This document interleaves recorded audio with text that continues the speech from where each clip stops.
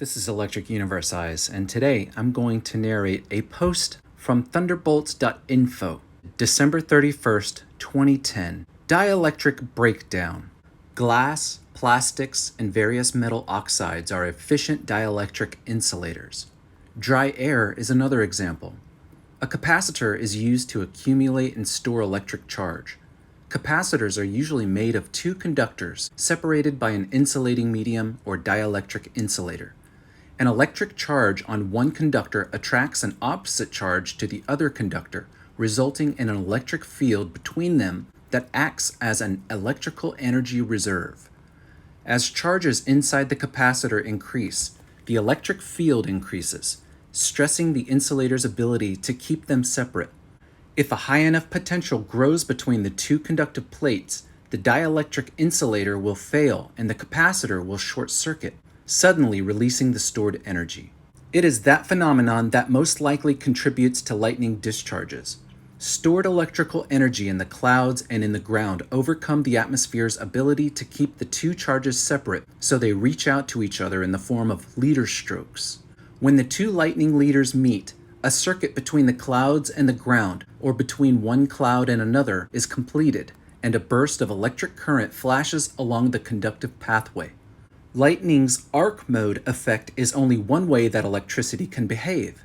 There are also so-called glow discharges, often observed high above the clouds as red sprites and blue jets. There might also be what are known as dark discharges. These could be powerful electric currents, but they are unseen and difficult to detect. An ionic wind can reveal the presence of a dark discharge, such as that from an electric air purifier. In thunderstorms, dark mode discharges drag surrounding neutral air molecules along with the charged particles. The strong winds into and out of such storms appear as updrafts and downdrafts. A mark of their power can be seen in any rapidly rotating system, like a tornado. They can lift dirt and rocks, erode surfaces, and accelerate materials to extreme velocity. In an electric universe, those storms are therefore not produced solely through hot air convection. Instead, thunderstorms could be a secondary phenomenon driven by an invisible dielectric breakdown of Earth's atmospheric insulator. Electrostatic forces would be responsible for suspended dust or water in storms. This explains why hailstones are most often spherical. An electric field carries charged water molecules more easily than would powerful winds trying to hold several grams of ice up against the pull of gravity. If winds are pushing hailstones back up into the cloud to add layers of ice each time, they ought to show distorted and random shapes from the chaotic nature of wind.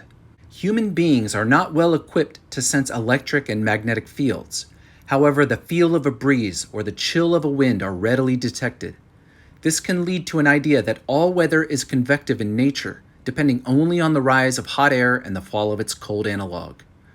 In consensus viewpoints, lightning appears to be an after effect of that convection. So the electrical interactions between Earth and its surrounding charged plasma sheath are overlooked. Electrical phenomena are scalable. They demonstrate characteristics that are alike whether the spark spans a millimeter or thousands of kilometers. Tiny electric arc scars are seen with a microscope on insulators and semiconductors.